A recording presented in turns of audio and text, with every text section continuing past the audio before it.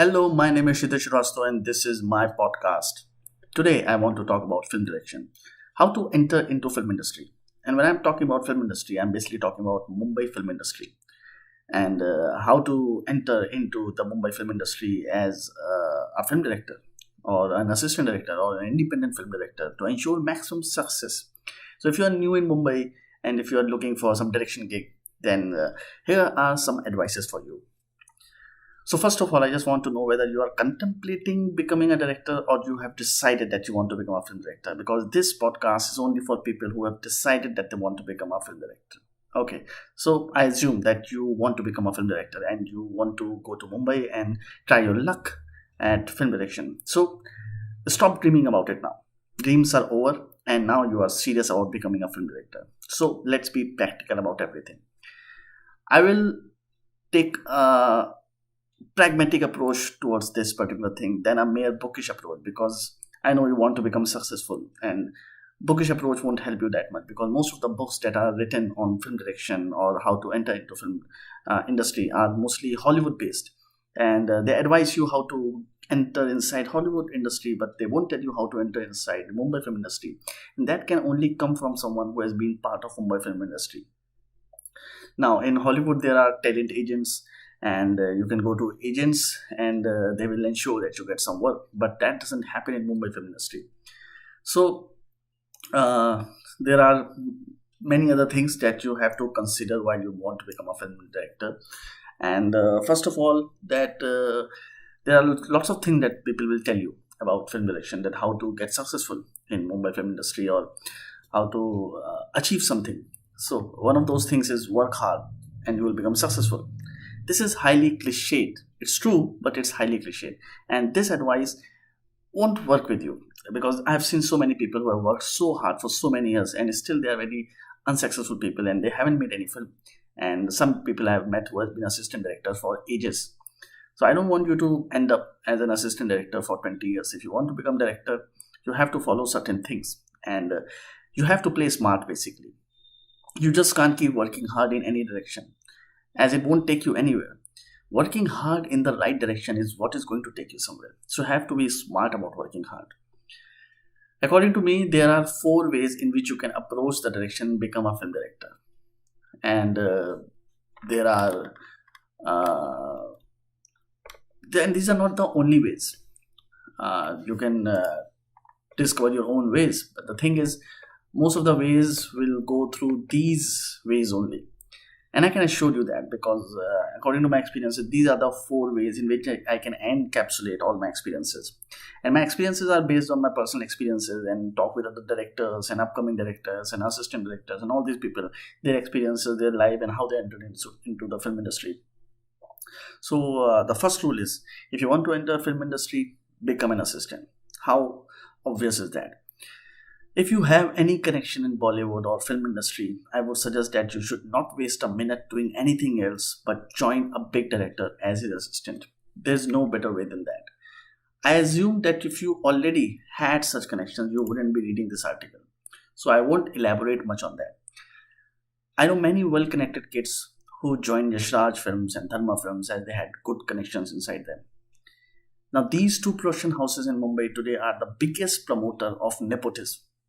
And I'm not being negative about it. I'm just telling you what is existing there and what is a matter of fact. But let me warn you, everything that appears gold is not gold.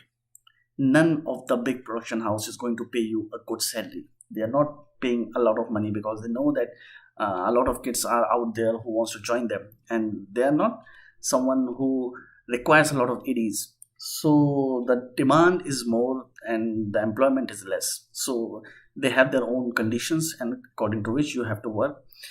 Now the living cost in Mumbai is very, very high. So you have to consider all these things before thinking of joining these big production house, because again, they don't pay you very good salaries. Most of the assistants in Dharma and Yashraj comes in their expensive SUVs, which I have seen, and those cars, those SUVs are some expensive cars which most of the actors don't have. And they're rich kids. Most of them are rich kids. So don't be disillusioned that you can survive without any help in Mumbai if you work in the Shine Dharma. If it takes for you to take help of your parents in terms of monetary sense, then I would say go ahead and take it. Because if your parents are not rich, there's not much space for you there. But if your parents are rich, you can survive there for 1 or 2 years with their money. Then I would suggest you to go and join a big production house. But more than that, if you don't have money, you will never be accepted as a part of their community until you have a very, very extrovert personality. You have to be very outspoken, very confident. You need to have those conditions where they accept you in all the social things. If you are introvert, if you're not very social, I reckon that you won't be, even if you enter inside, you won't be accepted as a part of their group. Being born to a rich and privileged family comes very handy in Mumbai. Now, the production houses which have a big name and brand in Mumbai is helpful to you, because if you have worked even in one project in them, then you will never find any dearth of money and of work. I personally worked for merely just one day in Yashraj. They needed an assistant for just one day. They had started another big budget movie and most of the ADs, assistant directors, went there. There were only few days of shoot left, so they didn't bother calling big assistants. So I was like an intern there for just one day. Again, because I had a connection inside with someone, I had worked in a film before, so I was called. Otherwise, there was no chance of getting inside. Most of my job that I got later, I got because I had Yashraj in my resume. Directors, production guys would read my resume and then would stop at the mention of Yashraj films. Then look at me and ask a few questions, and bam, I was in. There is an assumption that if you work at Yashraj or Dharma, then you are good and also rich. This is actually partially true. There are, I guess, ADs inside which are working there based on pure merit, and I assume that they are very good. However, I personally do not know any of them. Most production houses have assistant directors, and there's a word called intern, which is mercilessly overused by them. Not just used, it's overused by them to make you work free for you. And most of the people tell you that you're an intern and they won't pay you anything. That is all right, because even if you get to work for free in a good production house, I say go for it, because your resume, the name of the production house means a lot. Because if you do good 5 films in big production houses, then you can apply anywhere and you will get good jobs. An important thing, it is not useful to work in just any film to make your resume. The director and stars in the film matter. If on one hand you have a film which has an arrogant director and huge stars, and you know that you're not going to enjoy working on that set, but on the other hand is a film which has decent cast and an unknown director, go for the former one, because a film in your resume will get you more work. So the bigger the name, the more the work. I say tolerate them for some time, even if you know it's not going to be a good experience. Your life will be more sorted in future terms. If you are new in city and don't have any work, just start doing whatever comes your way. After all, the beggars can't be choosers.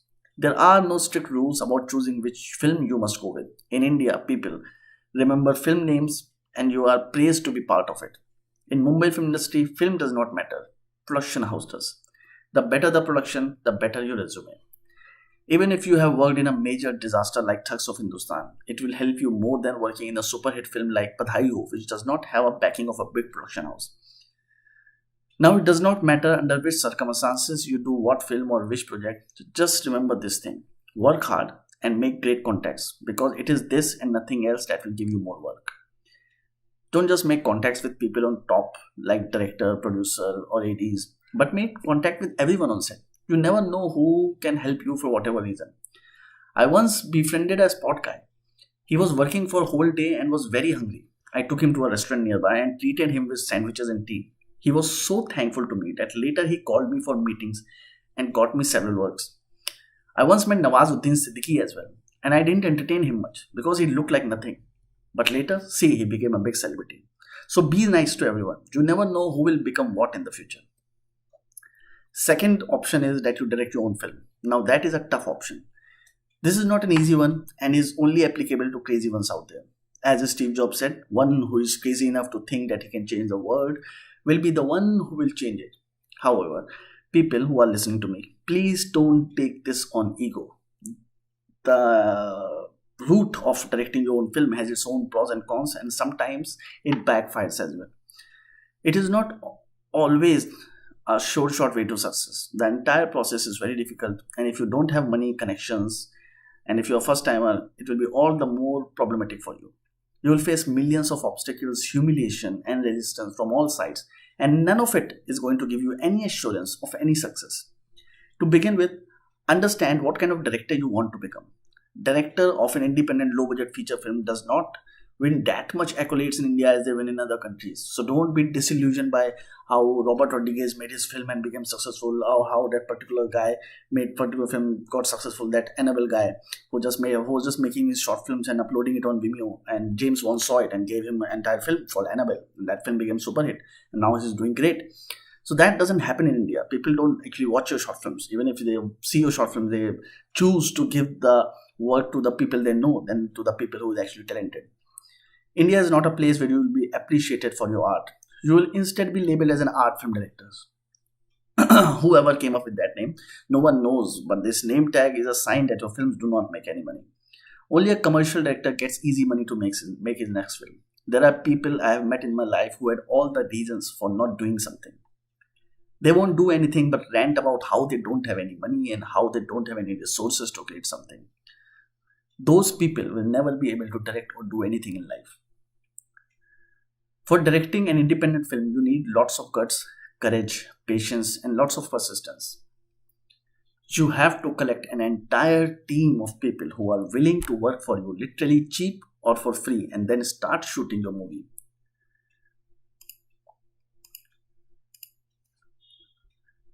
The first part of starting to make your own movie will start from faith.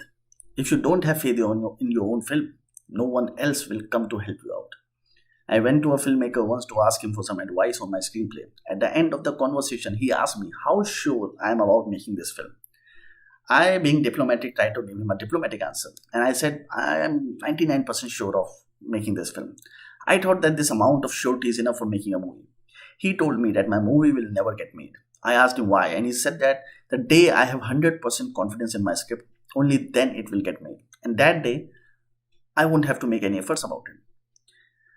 Trust me, that script is still lying in my drawer and never got made. Why? Because I still does not have 100% confidence in that script. Third option that you have is to join an ad agency.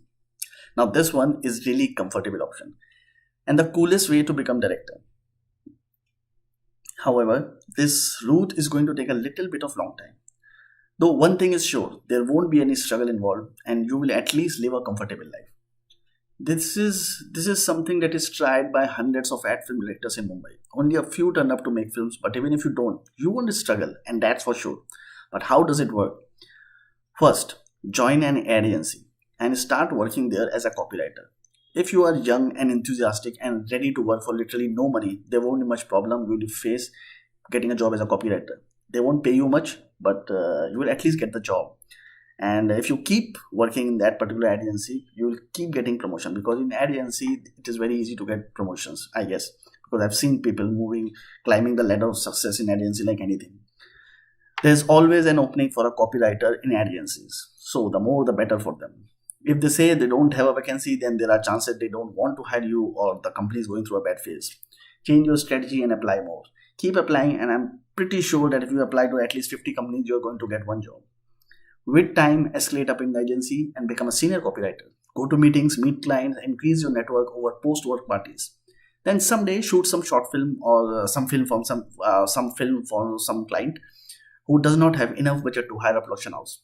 And voila, your career as a filmmaker starts. And this is how you make your showreel. So if you've done 10 ads, your showreel is ready, and you start getting more ads. And one day you're going to make your own film. After you make your showreel, leave the agency and start your own production house. Since everyone in the agency knows you and other agency guys also know you, since you are meeting a lot of people, so you're going to get work anyways. Remember, more the networking, better will be the results. Now start taking work from them and begin shooting your films. The best part of ad filmmaking is that you don't have to know anything about the direction to shoot an ad film. Most of the ad film directors I've worked with don't do much and don't have any idea about how ad films are shot. Everything is storyboarded. The script comes from copywriters. Most of the ad film directors rely heavily on the highly knowledgeable DOP, and you have to choose a nice DOP who knows a part of his job and who knows that a part of his job is going to be shooting the ad film, because the director will be more concerned about how the client is whether the client is happy or not, what the client is eating. So most of the time director is busy entertaining the client and what he likes on set basically. So it's basically chief AD and the DOP who actually runs the set, and director basically relax behind the monitor and says action and cut and nothing else. Most of the time he doesn't even say action and cut, he just approves the particular shot, nothing else. So DOP will shoot the film and you can comfortably take your name as a director because you know one thing that others on set don't: how to deal with clients and get ad films from them. But this is just halfway to the goal. This won't take you far away. After directing a lot of commercials and gathering a lot of money, begin writing the script for your future film. Since you have directed so many commercials, it won't be that difficult to find a producer for you. Directing commercials also gives you contact with a lot of actors, knowing whom otherwise is a big advantage. So get your script ready, contact the actors, meet a financier and get going. If that doesn't work out, keep directing ad films. It's anyways a nice money-making job. Fourth thing, join a film school. Now this is probably the safest option on the road. It's like doing engineering or MBA from a good school so that you can land up a job. However, there is no other institute in India of the caliber of FTI or SRFTI or other film institute in Chennai, which does not just teaches you but also give you ample contacts so that you never go without a job once you are in the respective film city. I know people who have been jobless even after doing the course in FTI, but it was only because they were terribly arrogant and felt they were so good that the world owes them everything. The problem with these film institutes is that the students get so much knowledge that they start thinking that they are better than everyone else, which is a syndrome that you should avoid yourself being in. These guys who don't get job, who are terribly arrogant, they end up getting frustrated and later die in oblivion cursing the film industry. I have met a lot of them from these film institutes who think they are very knowledgeable, but they don't understand why they don't get the job. Because while on job, they are mostly drinking, they are smoking marijuana, and they are not doing their job properly because they think they are even if they do worse job, it's going to be very good. I don't know what is going inside their mind. But anyways, joining film school is a wise decision, no matter what people say. There are filmmakers who boast about never being to film school and did everything on their own. Truth is, they must have applied for the film school, but didn't get accepted. Basically. Behind every successful director who boasts about doing everything on his own, there are numerous directors who tried the same thing but just couldn't make the cut. Don't be egoistic about going to film school. If you get the chance to learn and master the art at a good film school, do it. Don't be a Tarantino follower who proudly says he didn't go to a film school, and don't be an Anurag Kashyap follower who thinks that he knows everything about filmmaking. And going to film school is an insult to someone's intelligence. Going to film school is the best thing you can do for yourself if you want to become a filmmaker. However, I would strictly advise against going to any private film school in India. They will charge you exorbitant amount of fees. You won't learn anything much there, and later they won't help you getting any jobs. Not that the government funded institutes will help you in getting jobs, but what government colleges have is culture, traditions and love for alma mater. Because of which a lot of successful people in film industry often roams the street of FTI reminiscing their old days and meeting young students. They connect with them, and when they come to Mumbai, they help them find their way and giving them work and place to live. And I've seen that happening. Private film schools don't have that love for alma mater. And if seniors have ever come back on campus, they are paid to do that, to take lectures and seminars, and they don't come back for the love of institution. Love of institution is not something that is inside the mind of private film school alumni. So these are the 4 methods of entering inside the film industry and get successful as a film director. I hope my advices will help you gain some perspective, because at least now you will have some direction in which to go and which way not to go. So this is my podcast for today. And do follow me on SoundCloud and Medium and Quora and Facebook and Patreon. And if you like my podcast, do like it and keep listening to my podcast. That's all I can say. Thank you for listening to me. Bye-bye.